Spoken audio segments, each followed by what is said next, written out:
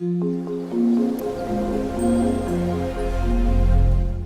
everyone, say hi to this beautiful hickory tree.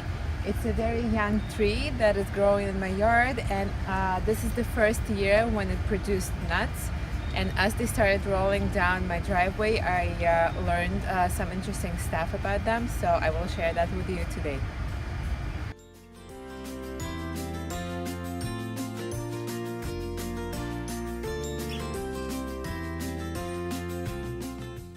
And just want to mention that while I love plants and learning about plants, I'm not an expert, and I'm just excited to share with you my learning progress. Even before I found out the name of this tree, I felt really drawn to it, observing it through the cycles, visiting, looking at all of the chipmunks and squirrels, being busy, picking nuts, touching the bark. Just found it absolutely stunning.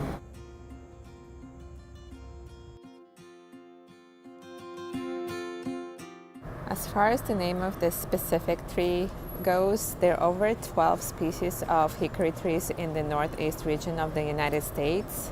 So identifying them is just a bit tricky, at least it was for me. This one I think is the Mockernut hickory, Carya Tomentosa, maybe, based on the size and shape of the nuts. And also the rachis, which are the leaf stems, look kind of woolly. The bark is light gray and the ridges are not that deep. They're kind of shallow and not shaggy, which is the tendency with some other hickory species. And if you look at the leaves, the leaflets are compounded 7 to 9 leaves. Based on that, I know this is not the big nut hickory, which has 5 leaves. And also the meat of the nut is sweet, which tells me that this is not the bitternut hickory variety.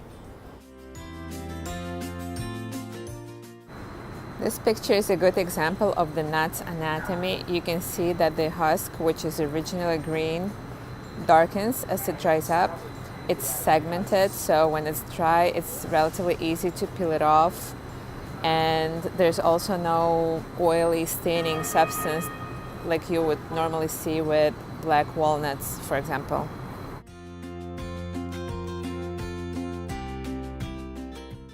Hickory trees are ones of the oldest natives of our area, and the Native American peoples regarded them highly, and not just for the nuts, which is an excellent food source, but also for the superior wood and great firewood, which is legendary for its minimum ash and maximum heat production, for the medicinal properties of the sap and the bark.